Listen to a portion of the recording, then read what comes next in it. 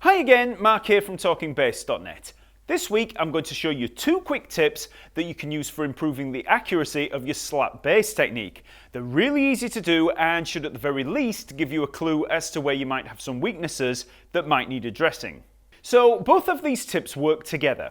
For the first tip, I would advise you to try slapping some rhythms with a completely muted bass. So we're not playing any notes at all, just muted ghost notes. To do this, all we need to do is take the fretting hand and then just lay it across the strings like this. So we're not pressing any notes down, we've just got the hand resting against the strings. And if we do this, we should get muted ghost notes. Okay, so on each string, okay?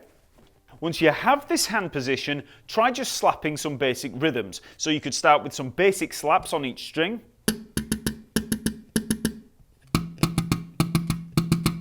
And then try putting some pops in there.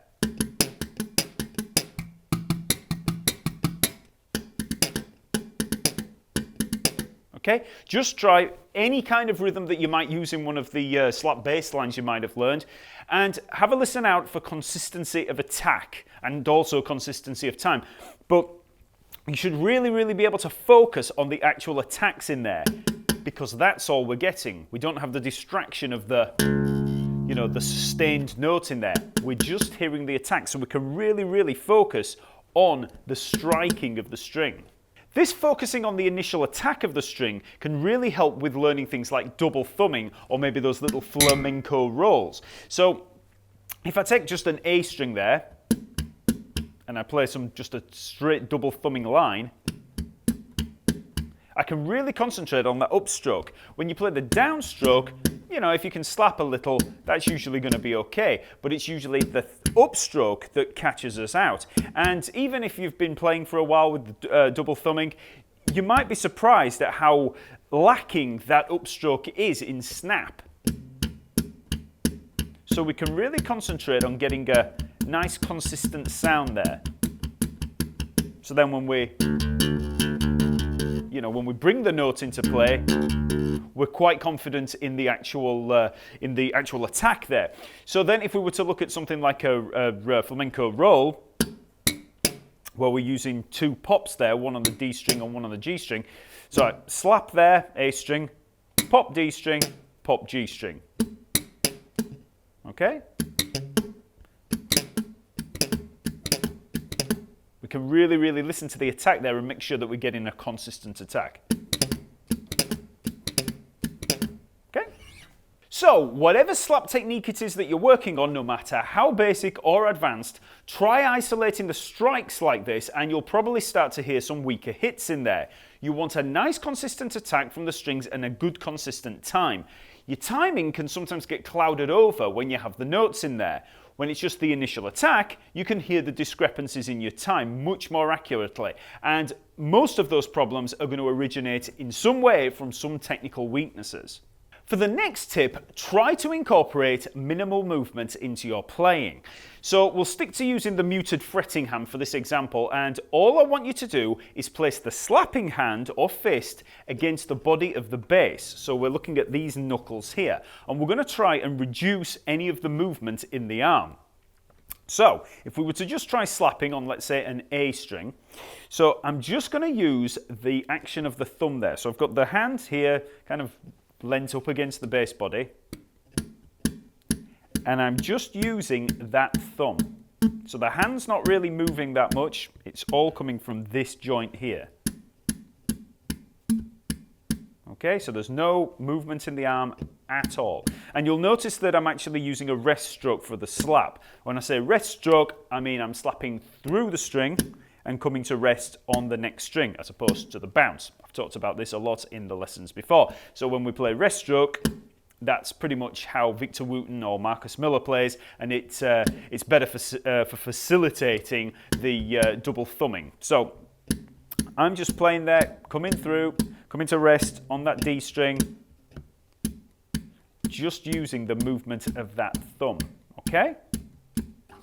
Now, once you have that motion down with the hand kind of pressed against the bass body, start to incorporate some fretted notes. So I'm just going to play a D here, 5th fret of the A string. And again, I'm just sticking to using that thumb.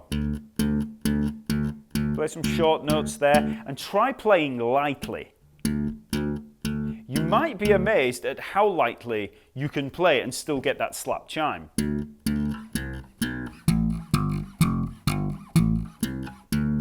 Okay?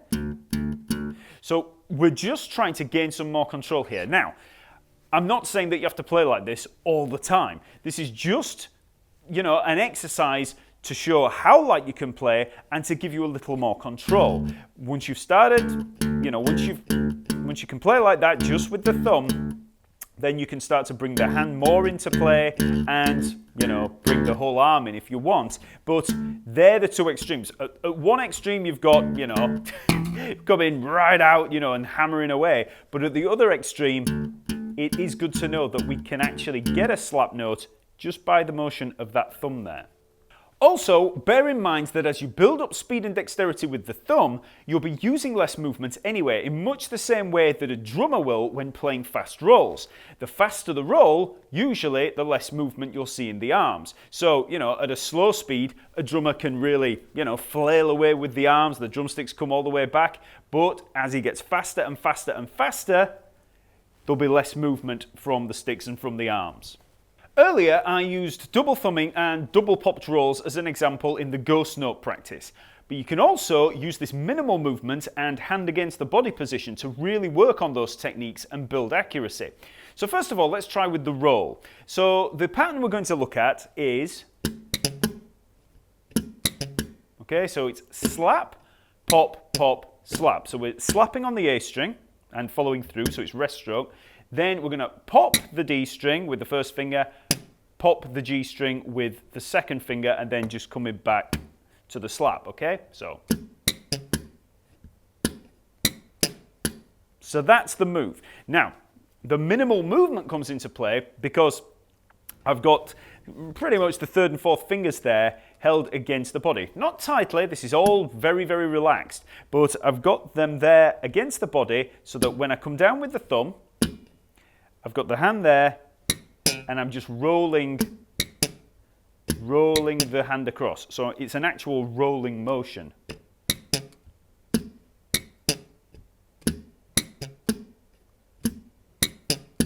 So take it as slow as you need to, all the while using this ghost note position with the hand, and then just build up speed.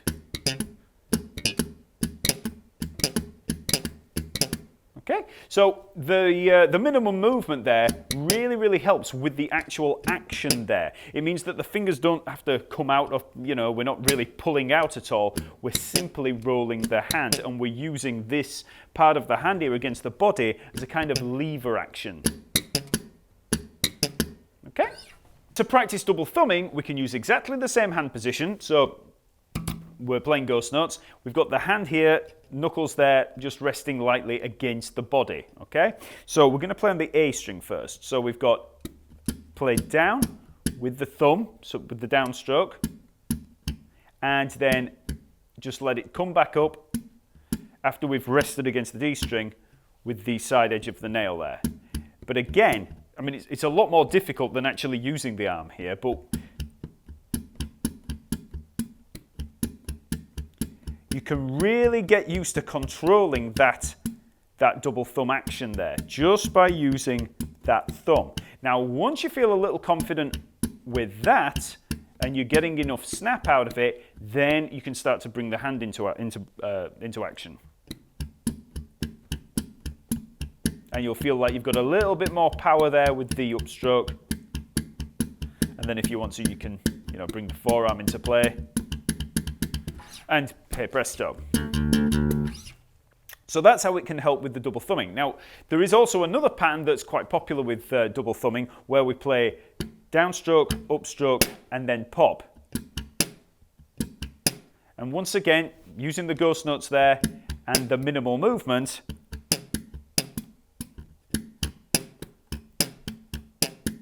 we can really focus on the attacks there. Like I said, just using the thumb is pretty tricky, but try that to begin with, and then just start to bring in more movement from the arm as needed, okay? You'll find that as you start to bring the arm into play, it does seem a little bit easier because you've just got more beef behind that upstroke. So then when we play it actually with the fretted notes, maybe an octave. Okay, so we've isolated the attacks so that then when we bring the fretted notes into play, we're quite confident in the consistency in there. So that's just a couple of tips for working on your slap technique. Hopefully that's going to add some diversity to your practice routine. Then if you need any more help with your playing, be sure to visit talkingbass.net by following the link in the info below, and there you'll find hundreds of other free bass lessons on all areas of bass playing. If you sign up to Talking Bass for free, you'll also gain access to a whole load of different practice resources and ebooks like the Scale Reference Guide. So check it out, and I'll see you next week.